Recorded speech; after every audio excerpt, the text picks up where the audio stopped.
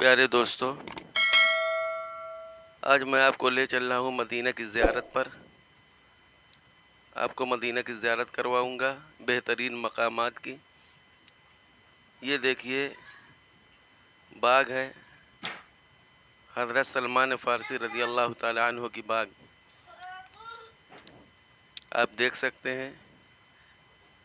جب حضور پاک صلی اللہ علیہ وسلم کو کفار مکہ نے ستانا شروع کیا اور آپ صلی اللہ علیہ وسلم مکہ سے مدینہ آئے، تو اسی راستے سے آپ صلی اللہ علیہ وسلم مدینہ میں داخل ہوئے تھے۔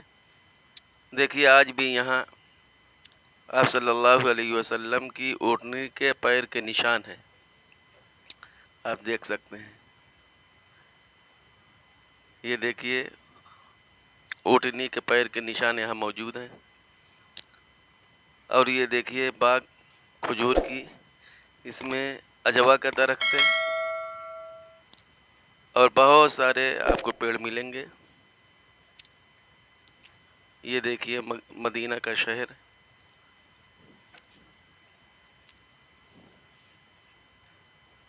یہ مسجد قباء آپ دیکھ رہے ہیں اپنی آنکھوں سے۔ اس میں نماز پڑھنے کا ثواب ایک عمرے کے برابر ہے۔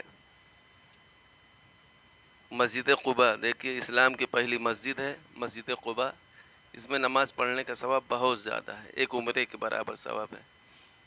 آپ لوگ دعا کریں اللہ رب العزت سے کہ اللہ رب العزت ہم سب کو مدینہ پہنچائے، آپ صلی اللہ علیہ وسلم کے روضے پر پہنچائے، درود و سلام کا، تاکہ ہم نذرانہ پیش کر سکیں وہاں۔ آپ دیکھ سکتے ہیں، دیکھیے اپنی آنکھوں سے ہماری مائیں اور بہنیں وہاں نفل نماز ادا کرتی ہوئیں۔ یہ دیکھیے مسجد کے باہری نظارہ، دیکھیے کیا ہی شاندار منظر ہے۔ اللہ رب العزت ہر مسلمان کو یہاں پہنچائے۔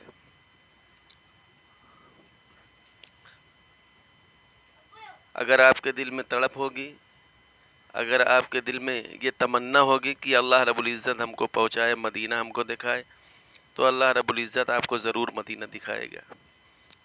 یہ دیکھیے مدینہ کا ویو، مدینہ شہر کتنا خوبصورت ہے۔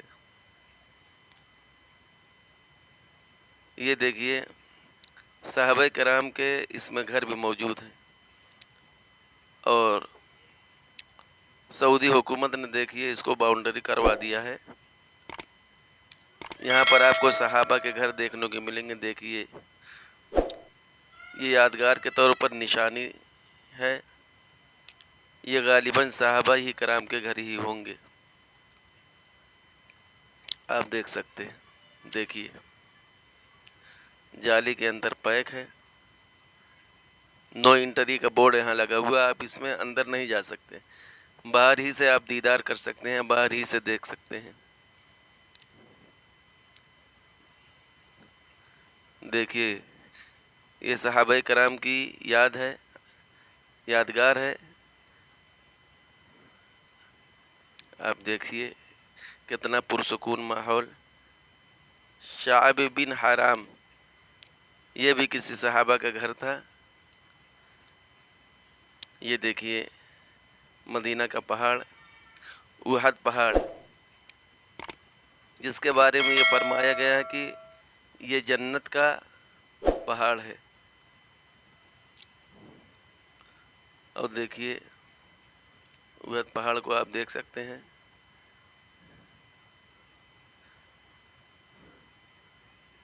جنگ احد میں تقریباً 70 صحابہ جو ہے شہید ہو گئے تھے، جس میں حضور پاک صلی اللہ علیہ وسلم کے چچا حضرت حمزہ بھی شہید ہو گئے تھے۔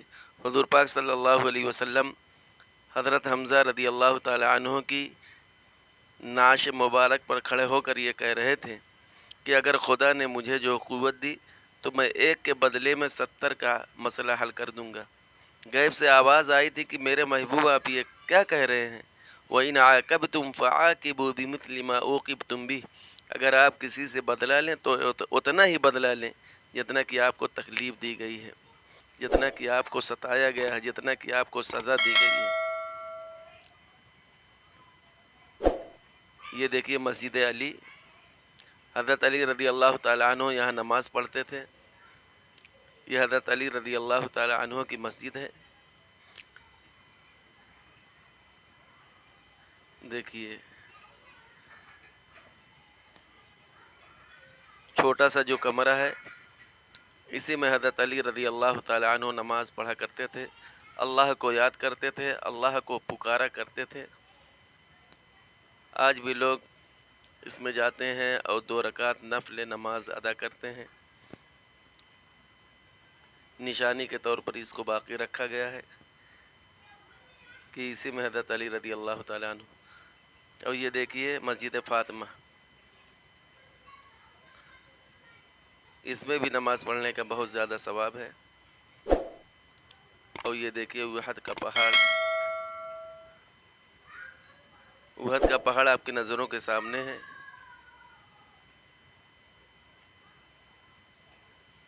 اسی احد کے دامن میں صحابہ کرام اور کفار سے جنگ ہوئی تھی، لڑائی ہوئی تھی، جس میں 70 صحابہ شہید ہو گئے تھے، جس میں حضرت حمزہ رضی اللہ تعالیٰ عنہ کو بھی شہید کر دیا گیا تھا اور بہت ہی بے دردی سے شہید کیا گیا تھا۔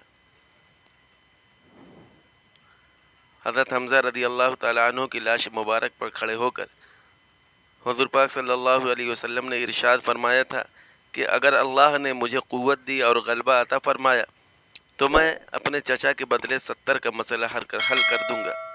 غیب سے آواز آئی تھی کہ نہیں میرے محبوب، آپ نے کیا کہا؟